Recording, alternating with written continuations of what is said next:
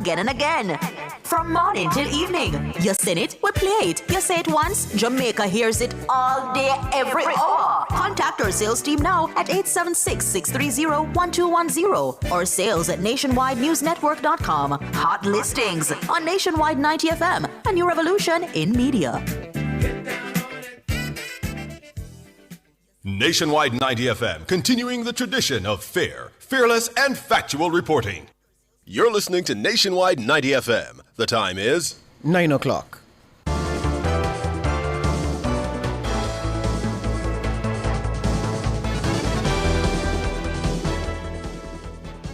With the news at 9 this morning, I am George Davis. 2 men are in custody following the seizure on Tuesday evening of 1 kilogram of cocaine at the FedEx building located in Halfway Tree, St. Andrew. The drug has an estimated street value of $600,000 Jamaican dollars. The cocaine was found during an operation by police personnel attached to the Firearm and Narcotics Investigation Division, FNID. It's understood police were tipped off to an attempt by individuals to smuggle cocaine through the entity. This led to FNID placing the facility under surveillance. Police say initial attempts to search the premises were resisted. However, they returned with the proper warrants and a search of the property was conducted.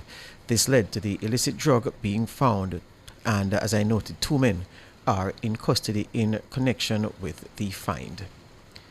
A senior homicide investigator on Tuesday sought to clarify his earlier testimony in the Klansman gang trial, explaining under re-examination how police distinguish between a suspect and a possible suspect in a murder investigation. The detective inspector gave evidence in relation to the September 2017 murder of George Richards. Lamar Rowe and Dwayne Frater are charged in relation to that murder. Robian Williams was in court.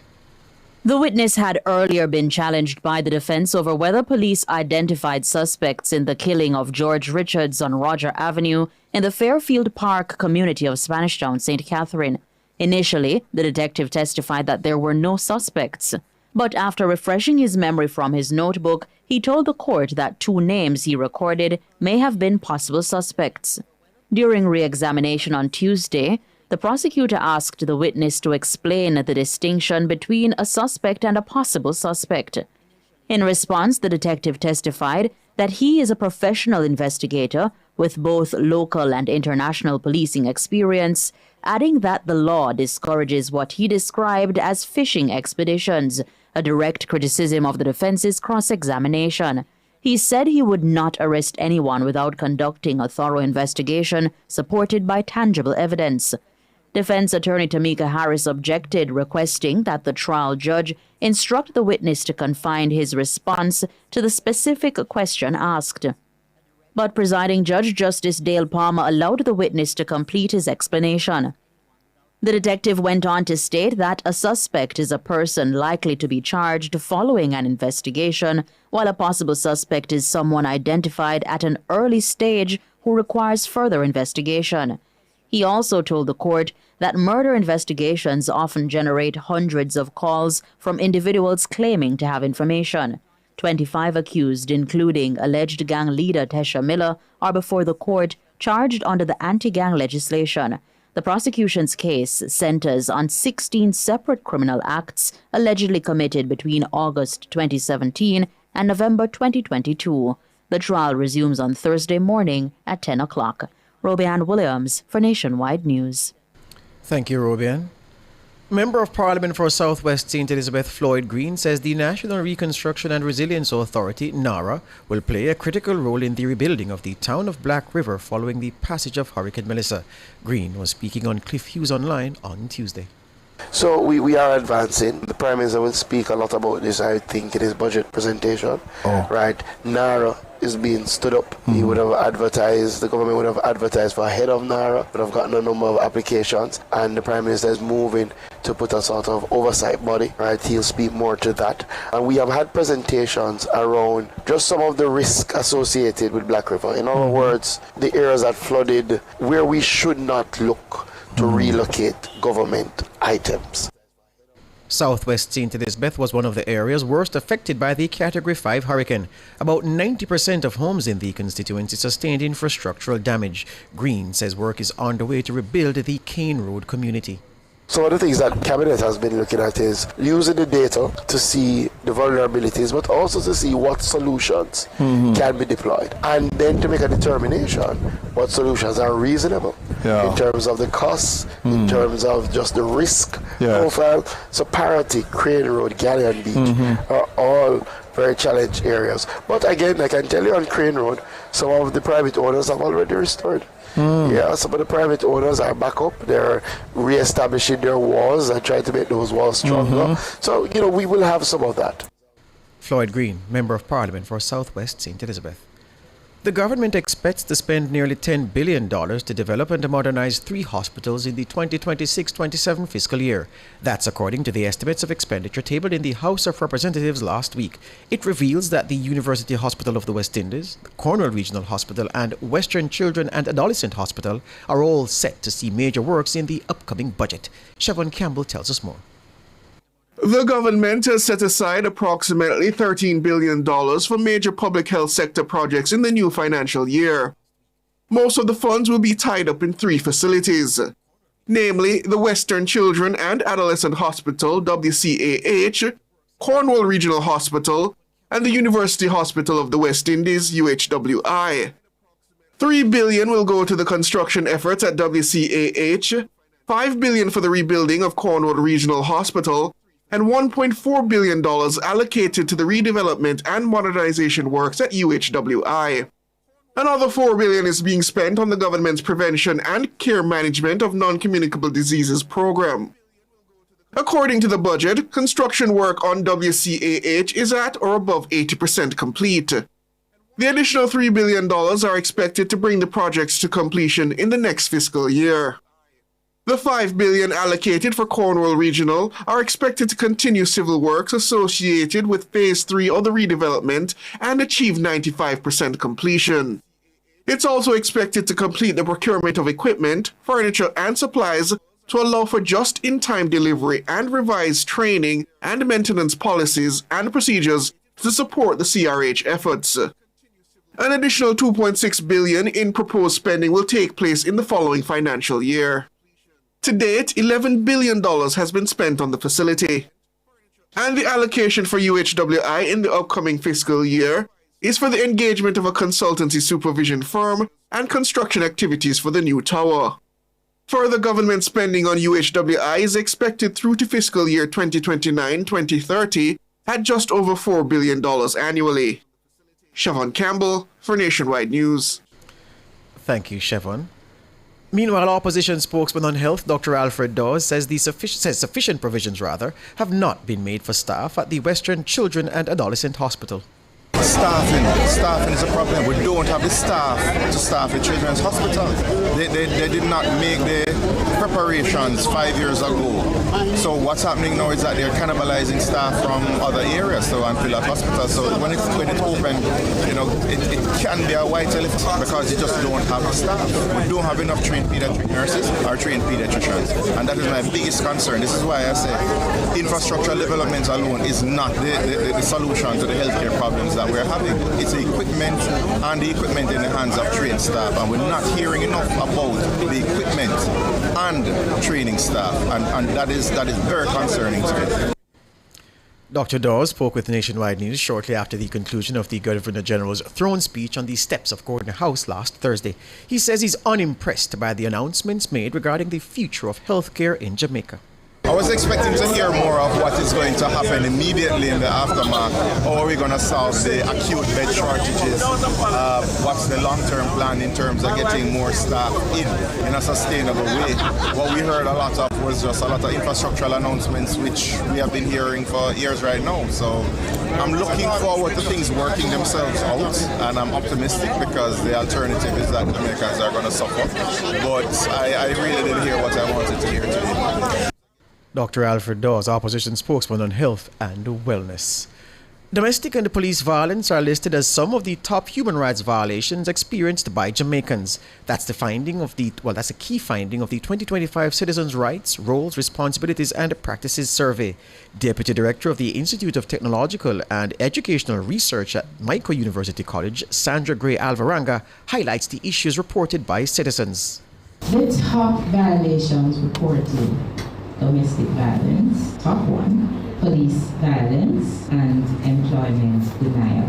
So we had 105 persons reporting incidents, experiences with domestic violence, 69 reporting experiences first-hand with police violence, and 72 persons experiencing denial of employment based on where they live. The survey conducted by the MICA Foundation was launched at MICA University College on Tuesday.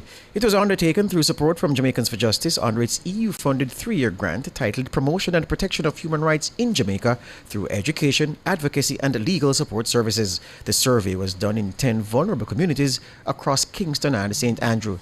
These include Tivoli Gardens, Waterhouse, Mountain View and August Town. According to Gray Alvaranga, the youth was one of the groups directly impacted by these violations. The youth cohort, the 16 to 24, were the most affected of this group. And funny enough, they also were the most educated. They also were the ones that had the best information on what to do when you face certain difficulties.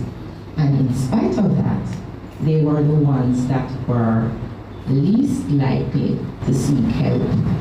What were the common responses when people face violent situations is that they tell the family first, they may go to the police next, and they confront the abuser third. Sandra Gray Alvaranga, Deputy Director of the Institute of Technological and Educational Research at MICA University College. Regional news now. Guyana has signaled its position to collaborate with neighboring Suriname to jointly develop natural gas resources. Guyana's President Dr. Irfan Ali says his country is keen on investing in a second gas plant in its Berbice County that neighbors Suriname. The Guyana Chronicle reports that President Ali told attendees at an energy conference on Tuesday that in addition to the gas plant, the country intends to build a deep water port that will support regional transshipments and greater industrial growth for the region. He says investors have signaled their readiness to support what he says would be a massive project. International news now. U.S. Special Envoy Steve Witkoff says talks between Ukraine and Russia had brought about meaningful progress to end the war as both sides engage in a second day of negotiations in Geneva on Wednesday. That's according to the BBC. However, hopes of a breakthrough remain low, with Ukrainian President Volodymyr Zelensky saying it was not fair that U.S. President Donald Trump keeps asking his country to compromise, adding that peace wouldn't be achieved if victory is handed over to Russia. U.S. President Trump has recently suggested it is up to Ukraine to ensure talks in Switzerland are successful without mentioning Russia. The Kremlin has not wavered from its maximalist demands for Ukrainian territory. That's the news. Stay with us. Sports up next.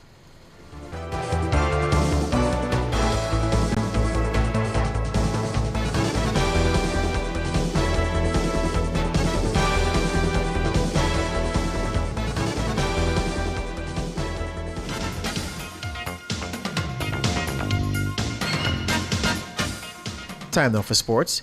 Hubert Busby, head coach of Jamaica's senior reggae girls, says with 2 FIFA World Cup appearances under their belt, the reggae girls are now among the most feared teams in the CONCACAF region. This ahead of their World Cup qualifier away to Nicaragua on March 2.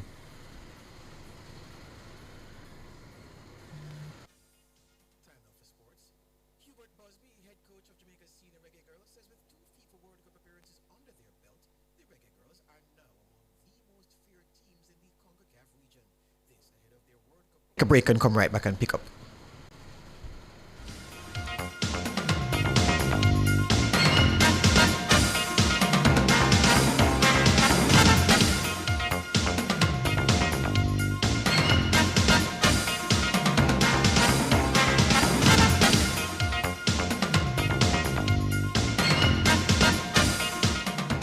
All right, let's do this again. The head coach of Jamaica's senior reggae girls, Hubert Busby, says with 2 FIFA World Cup appearances under their belt, the team is now among the most feared in the CONCACAF region. This ahead of their World Cup qualifier away to Nicaragua on March 2.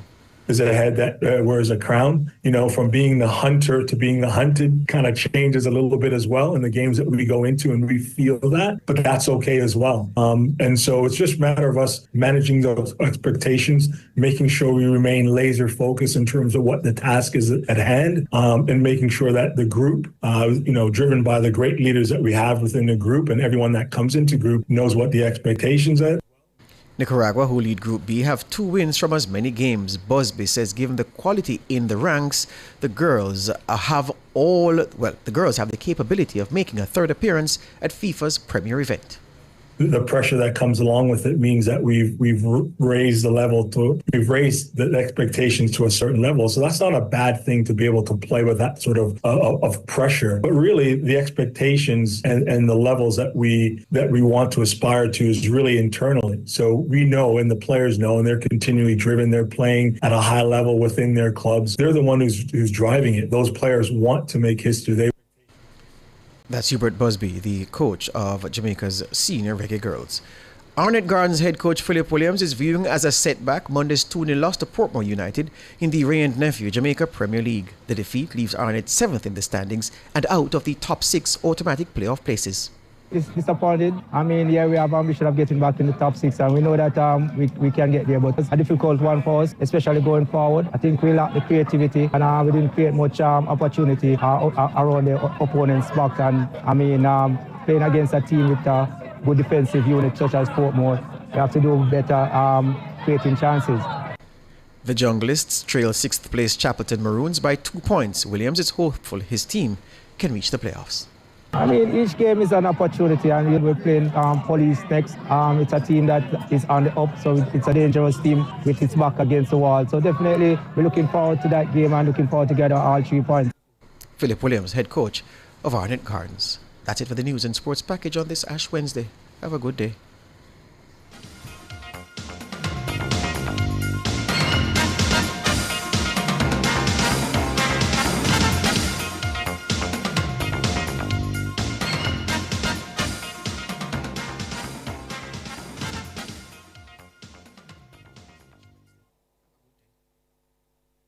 St. Catherine, big news. On Wednesday, March 4, the St. Catherine Parish Court will host a traffic ticket public day. Got a ticket and missed your court date? This is your chance to clear them in an orderly, hassle-free way. But listen up, to be registered for hearing on March 4, you must register by February 20, 2026. Register by visiting the help desk at the parish court or sending a WhatsApp to 876-453-5060 or by emailing traffictickets@jamaicajudiciary.gov.jm. Remember, your matter will be handled in accordance with the law. See you there. Hey, my peeps, get this on the regular. Your HIV status, if you consider the least of a test once a year. Just 15 minutes and your status clear. Cause it might not show up on your timeline and you learn too late, so you're out of time. A progressive future, mandatory. Real long life, our story. You hear? Remember, update your status in a real life. Go HIV test today. Just 15 minutes and your status clear. Real long life, our story. Real long life with a youth coming from the Ministry of Health and Wellness. Turn up the heat with Hot Listing, Nationwide 90 FM's new on-air and online classifieds feature. If you have a car for sale, room for rent, or yard sale come up. If you look at work or need stuff. If you provide a service, make it a Hot Listing, Nationwide 90 FM's new on-air and online classified segment. Your listing plays again and again. From morning till evening. You sing it, we play it. You say it once, Jamaica hears it all day, every hour. Contact our sales team now at 876-630-1210 or sales@nationwidenewsnetwork.com. Hot Listings on Nationwide 90 FM, a new revolution in media.